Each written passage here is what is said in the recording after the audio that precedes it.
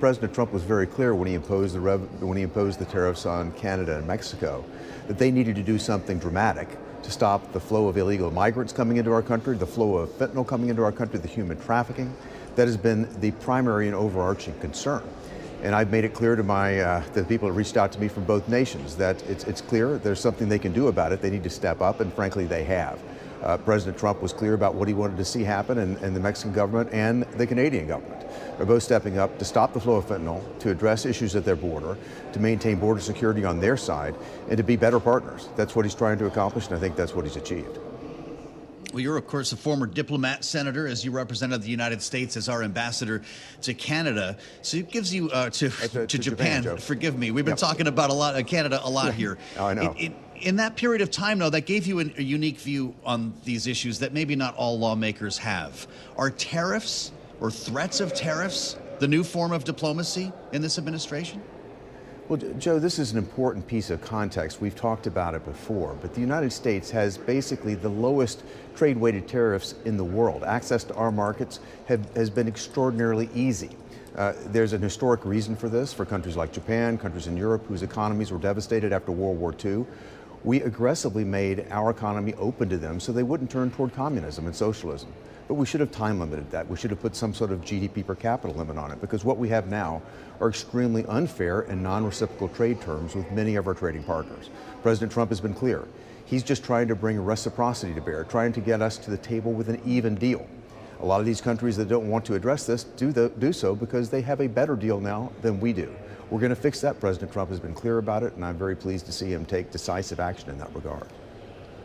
Well, Senator, if we could leave the diplomatic hat on for a moment longer, I do wonder what you make of the efforts, or at least on the part of Elon Musk, and he says he is the president's buy-in, to dismantle USAID. What does that do to U.S. soft power? Well, you've got a lot of significant problems at USAID. Some of the things that have come to bear, some of the things that have come to light in terms of U.S. taxpayer dollars going to DEI initiatives, transgender surgeries in Guatemala, things of this nature. I think the American public is shocked. And the fact that we're basically taking a pause, taking a very hard look, and looking at agencies like this that have basically gotten out of control. I think the time has come, the American public are ready for it. That doesn't mean that we will not have aid programs going forward, but you've got Secretary of State Marco Rubio taking charge here. He's going to make certain that those aid programs go to advancing U.S. interest and not some of these wild-eyed exploits that the previous administration and administrations prior to that have been on. The USAID, again, basically an out-of-control organization. I'm glad to see it reined in. Well, we've seen some pretty interesting exploits on behalf of Doge and by Elon Musk. It's not just USAID, of course, it's accessing the payment system inside the U.S. Treasury Department. Senator, and we understand that Musk is now a special government employee, something that emerged in just the last couple of days, with the Education Department now the next target. As a senator providing advice and consent, would you like Elon Musk to come up to Capitol Hill to endure a confirmation hearing, since this apparently is a government job? Well, the special government employee classification is about 130 days that allows people to come in from the outside, often people that are very capable, as is Elon Musk, to come in and provide special advice to the president. It's a tool that has been used in administrations, Republican and Democrat. I'm glad to see this sort of expertise deployed. Elon Musk obviously knows how to come in and streamline operations, and make things work more efficiently. Look what he did at Twitter. So I'm very pleased to see him step in and do this. This doesn't require confirmation. It's not that type of position. But he is offering his advice, and President Trump has been clear. Where he wants to accept the advice, where he feels Elon Musk efforts are warranted, he's going to deploy him there. I've talked with Elon about what he's doing. I think he's got some very creative ideas about bringing much needed efficiency and actually getting far higher return on investment for the taxpayer dollar. But is there a role for Congress to play, sir, to ensure that whatever access he's granted at Treasury, whether it's to the payment system specifically or in other cases, that it isn't going to interfere with the Treasury's usual business of paying bondholders and conducting auctions? Well, we certainly have oversight responsibility, Kayleigh. We intend to fully exercise that. That's not what I've talked with Elon about doing. He's looking for efficiencies, ways to do things better, to stop doing things that aren't advancing U.S. interest, and to do things that, double down on things that are going to become, more and more productive for U.S. taxpayers, and it advances the American cause. It's not unusual at all to take a pause, to take a hard look, and survey what's happening inside these agencies. I'm glad that he's doing it. I think there's a lot of pearl clutching going on right now, and a lot of expectation that something terrible is going to happen. No, in fact, what I think is we're going to see is a new wave of efficiency come from all of this, and I'm looking forward to it. Well, just wait for the pearl clutching to start when you start debating taxes and reconciliation, Senator. Yeah. I have to ask you about where all this stands, because these were supposed to come as a package, right? You'd extend the Trump tax cuts, maybe get some of the other things that Donald Trump had promised on the campaign trail, and offset those with revenue from tariffs that had been promised during the campaign as well. We talked to Scott Besson about that at length before he was tapped to be the Treasury Secretary.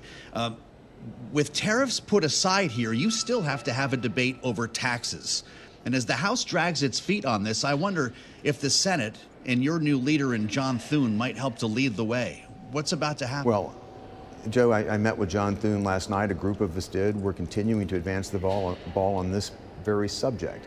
Again, we know the American public expects us to address the tax package, and we're going to do that. We have a number of other issues that we're trying to address at the same time. How we do it from a process standpoint, I'm much less concerned about. I think the concern is that we get it done quickly, that we get it done efficiently, and I'm optimistic that we will get it done.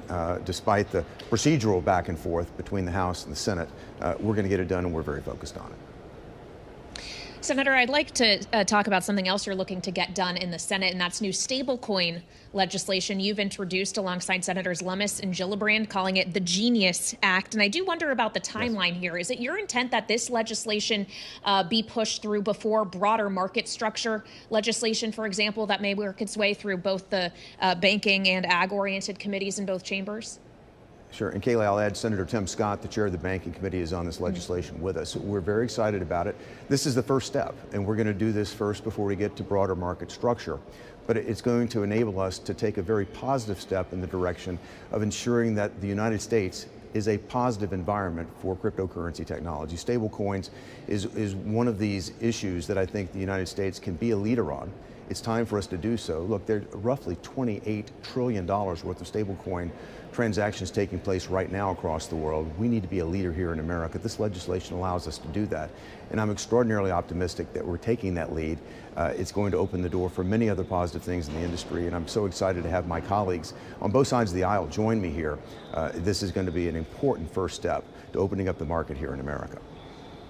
Senator, President Trump is hosting Israeli Prime Minister Benjamin Netanyahu today, the first world leader to visit the new president in this second term. They're going to be holding a news conference a little bit later on that we will carry.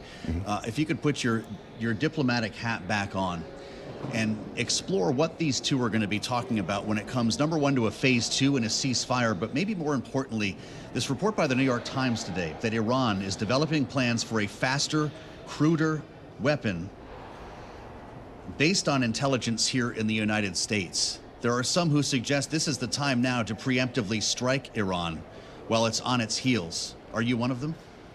Well, Joe, the last thing I'm going to do is get ahead of the president and Prime Minister Netanyahu on this very important strategic discussion. But I'll say this, these two gentlemen are not afraid to point to the real cause of all this disruption in the Middle East, and that is Iran. Their proxies, the Houthis, Hamas, Hezbollah, they've been behind all of this disruption. But this is Iranian funding, Iranian technology behind all of it. So I think the New York Times is right to look at the cause here finally. You will see, I think, both gentlemen today who are meeting talking about Iran as the proximate cause for this terrorism. And what we've seen is Iran significantly weakened by the actions of the Israeli government. What they've done in southern Lebanon, taking Hezbollah down, what's happened in Syria, I think has significantly exposed and weakened Iran. They are not the strong nation that they'd like us to believe they are, and I think you'll see a strong and united American and Israeli front standing up to Iran, but I won't go beyond the specifics at that point.